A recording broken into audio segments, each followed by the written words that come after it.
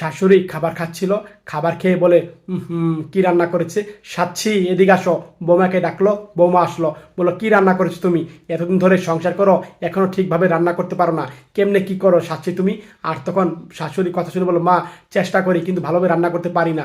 আর তখন শাশুড়ি বুঝতে পারলো, আর বুঝে শাশুড়ি উঠলো, আর উঠে তখন বৌমাকে বলল, আসো আমার সাথে।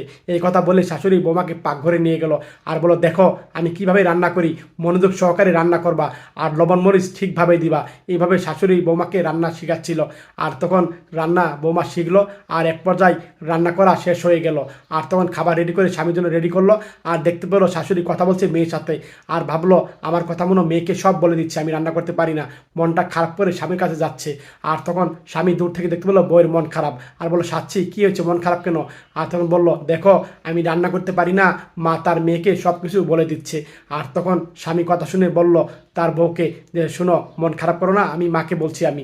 আর তখন স্বামী তার মার কাছে যাচ্ছে, আর মার কাছে গিয়ে দেখে মা এখনও ফোনে কথা বলছে, আর বলছে দেখ বৌমা আমাকে একটু কাজ করতে দেয় না, সারাদিন রান্নাবাড়ি সব কিছু কাজ বৌমা নিজেই করে, আমাকে কাজ একদম ধরতে দেয় না।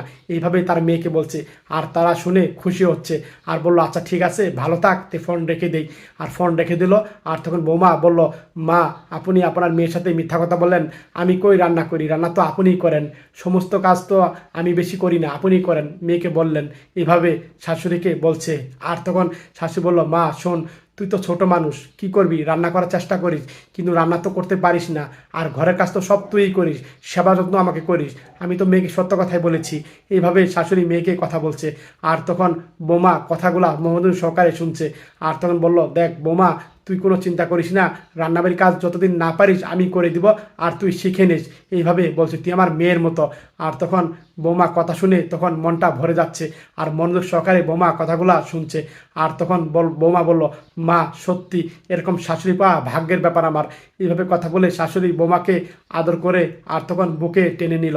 সত্যি ভিডিওটা ভালো লাগলে মন থেকে শেয়ার করে দিয়েন, মন থেকে শেয়ার করে সবাইকে দেখার সুযোগ করে দিবেন, সবাই বেশি বেশি করে শেয়ার করে দিয়েন।